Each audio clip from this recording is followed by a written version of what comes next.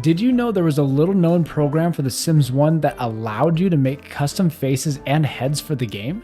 This is the long forgotten program called The Sims Facelift.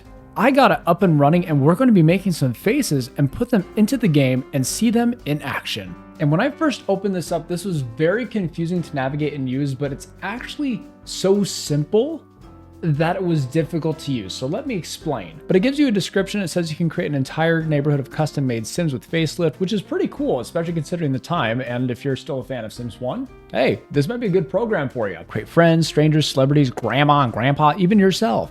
So when I first saw this, I was kind of like, what the heck even is this? Maybe if I start by working on this face, you press that and then it moves. And I'm thinking like, well, maybe it's like a scroll wheel and you can go through the different pages and find different faces. You click this, but then that's you went up, so your face should be here. So if I press this, that would assume that it would move everything down. Therefore, this face would be maybe here.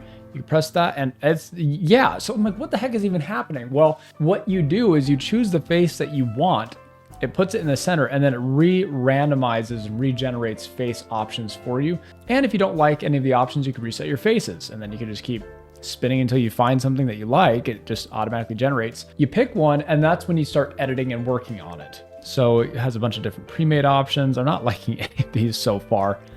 Maybe we do something like this. Might want to, oh, what is this, handsome Squidward or something? I always preferred this hairstyle. Maybe I'll go ahead and do this one. Ooh, and this darker skin tone. I think that's a pretty decent starting point.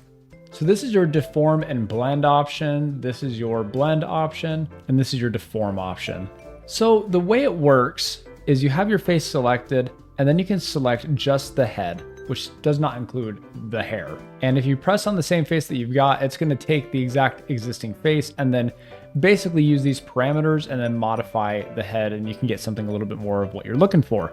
So far, I'm still liking this, and obviously there's going to be more details than this that we can modify and edit. But let's do blend, and maybe we can, do some of this. And then for the hair, I wonder what options we get for that.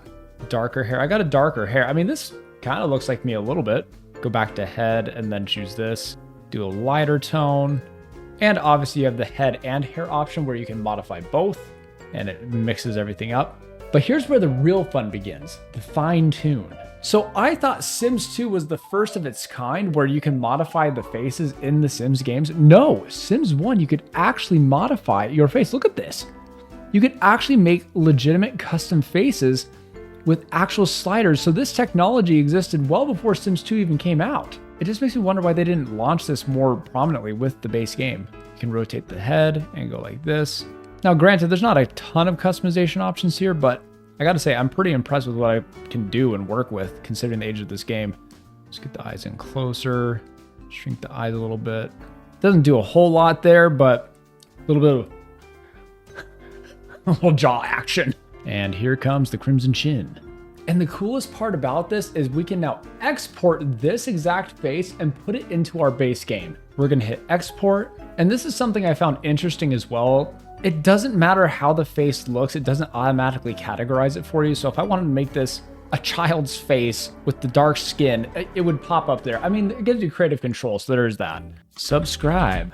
Now, before we see if this has actually been put into our game, I want to test the limits and push the boundaries of Facelift and make a peculiar face just to see what this is capable of, and we'll import that as well. All right, we're going to go full on deform, choose everything, and reset the faces. Oh my goodness. Some of these faces I'm not even sure if a mother could love. I don't know why, but I want to call this guy Herman. Hello, Herman. How are you? Oh no, that looks disturbing. How much worse can we make it? That's pretty bad. Oh man, I don't know. I think this is what we're going to use, okay? Now let's modify. We got to make this mouth as small as possible, but the jaw as wide as possible. Oh my goodness. Push this nose out as far as it can go. Oh no. Which one looks worse, this or this? I feel like that. And then stretch out the mouth.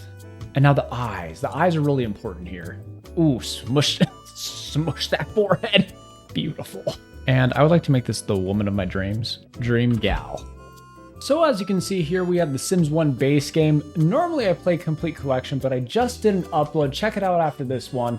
where we did Sims 1 Rags to Riches, but it was in the base game, which has way less options than the complete collection even comes close to having. And that one was a lot of fun. Now, I'm fairly confident that this actually does work with complete collection for those that might be wondering. First, let's see if we can find the head that we just created. I remember he looked pretty okay, so let's keep going through here until we find it. What? There it is. You know, I'm halfway tempted to actually use this face going forward. It's custom, no one else has it. I'm not gonna sit here and say it looks fantastic, but I think it's great for having just made it, and it's a custom head. And now the most important part, the part you've all been waiting for. What does the love of my life look like? Now I want you to watch with me. Watch as I flip through these heads and see if you can spot the one that stands out from the rest, all right? Look at all these beauties, oh my goodness. Oh, Tata, you are so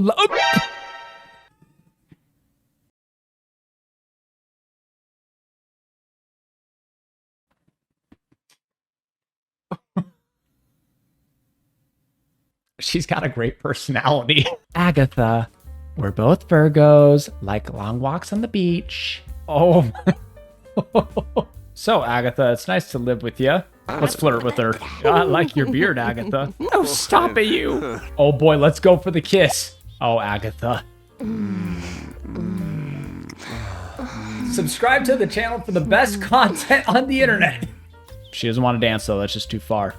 Agatha may be beautiful, but what's even more beautiful is you clicking subscribe. So you should do that for more Sims content and funny challenges, and I'll see you all next time.